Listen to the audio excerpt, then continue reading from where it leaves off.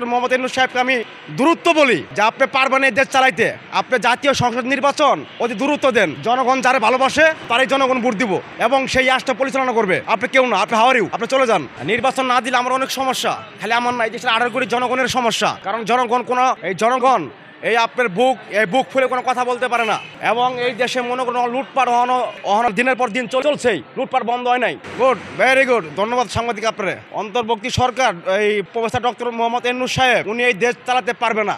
উনি পারবে না এই জন্যই এই দেশে গরিব অসহায় মানুষ কি অবস্থা আছে উনি এই যে কোনো খোঁজ খবর নিছিল যে আমার বাঙালি গরিব, আমার গরিব ভাইরা কিভাবে আছে এবং কোথায় তারা আছে, তাদের কোনো খোঁজ খবর উনি নিছিল? নাই, নো নেভার, উনি নাই। ওই জন্য এই দেশের মানুষ আজকে অশান্তিতে বাস করে। কারণ আমি ডক্টর ইউনূস সাহেবকে, মোহাম্মদ ইউনূস সাহেবকে আমি দূরত্ব বলি। সব এক কথা বলেন, এই দেশে নতুন সরকার চাই আমরা, এদের আর চাই না। আমি দেখছি যখন আওয়ামী লীগ আসে তখন ওই মনে করেন যে আপনার বিএনপির উপর আপনি জুলুম করে, আবার যখন বিএনপি আসে তখন ওই আওয়ামী লীগের উপর জুলুম করে। এতে এই দেশের জনগণের ক্ষতি। অতএব এদের দুজনের শেষ করে দেন, এদের দুজনের বাতিল করে এই দেশের নতুন সরকার গঠন করেন। আমিও আছি, আমার লোকে সবাই থাকেন। আপনারা ভালো নাই। আমি রিক্সা চালক, আমি একটা টিপ মারাইছি, আমি খুব ক্লান্ত। ওই জন্য আমি বলছি যে আপনি এই সব এদের বাদ দিয়ে, আপনি আওয়ামী লীগ বিএনপির ব্যাপারে এদের বাদ দিয়ে আপনি নতুন ব্যবস্থা করেন। এরা সবই একরকম, ওহনের পক্ষে সব এক কথা বলছেন। আমি আওয়ামী লীগ বিএনপির ব্যাপারে কোনো কথা বলবো না।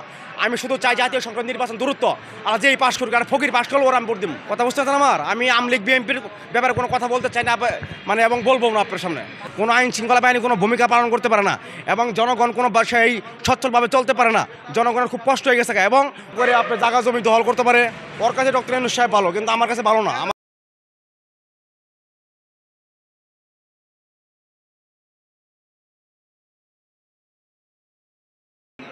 ইউনূস সাহেব আসার পরে এই দেশে সন্ধ্যার পরেই ছিনতাই, চুরি, ডাকাতি, ধর্ষণ, এর কেন উনি ঠেকাইতে পারে না?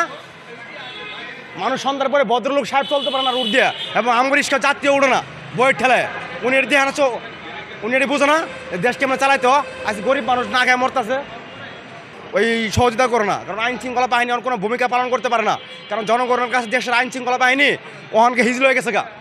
ওই জন্য ডক্টর ইউনূস সাহেব আমি বলি যে আপনি পারবেন না, আপনি জাতীয় সংসদ নির্বাচন দূরত্ব দেন এবং জনগণ যাকে ভোট দিবে সেই রাষ্ট্র পরিচালনা করবে। আপনি হারিও, আপনি চলে যান।